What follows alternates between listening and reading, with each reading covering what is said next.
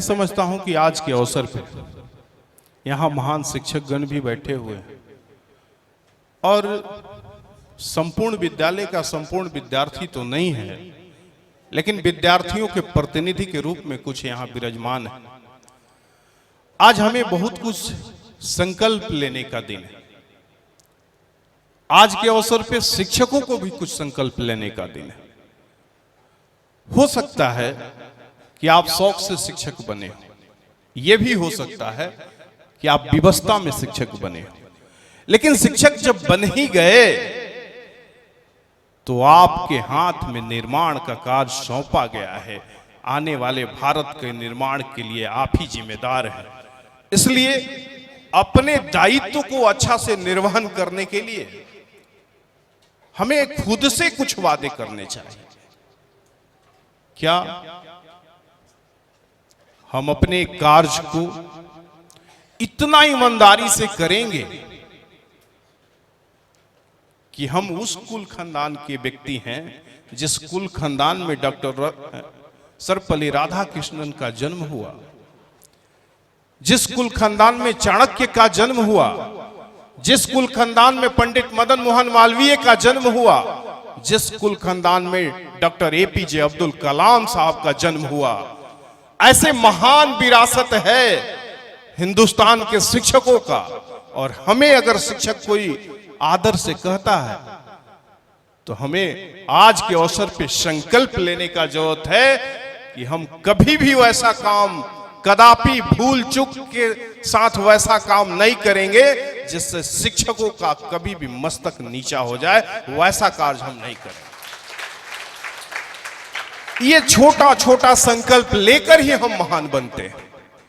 आप समझ नहीं रहे हो कि जाने अनजाने में आप किस प्लेटफॉर्म, किस मंच पे आ गए, और आ गए तो खुद से विचार करो कि भाई इतना देश का भविष्य मुझे झुककर प्रणाम करता है तो मेरा क्या दायित्व बनता है।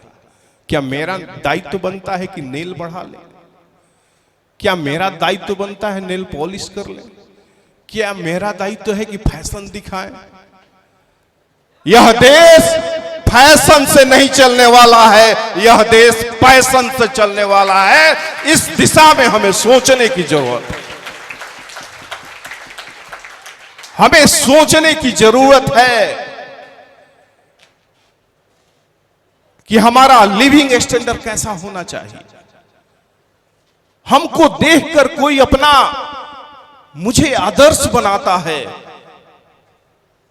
तो कभी गलती से भी किसी भी शहर में कहीं पे भी जाएं तो उस तरह की हरकत में आप इन्वॉल्व न हो जाएं। कभी आप पान गुटखा खाते हुए न पकड़े जाएं, कभी आप इस तरह की हरकत में न पाए जाएं। उस समय एक अगर शिष्य देखता है तो एक शिक्षक का मस्तक तो नीचा होता ही है, पूरा देश का शिक्षक समाज शर्मसार होता है। इसलिए भी हमें प्रण करने की जरूरत है कि अगर हम शिक्षक बन गए हैं तो शिक्षक की गरिमा को मेंटेन कर लेकर चलें। हो सकता है बहुत चीज आपको जवानी में ही कुर्बानी देनी पड़ेगी, क्योंकि लोग को लगता है कि आज से ही फैशन छोड़ दें।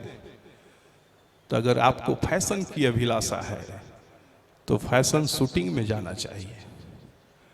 आप अगर गलती से यहां आए हैं तो सिंपल लिविंग और हाई थिंकिंग के सिद्धांत पे चलने के लिए प्रण करिए।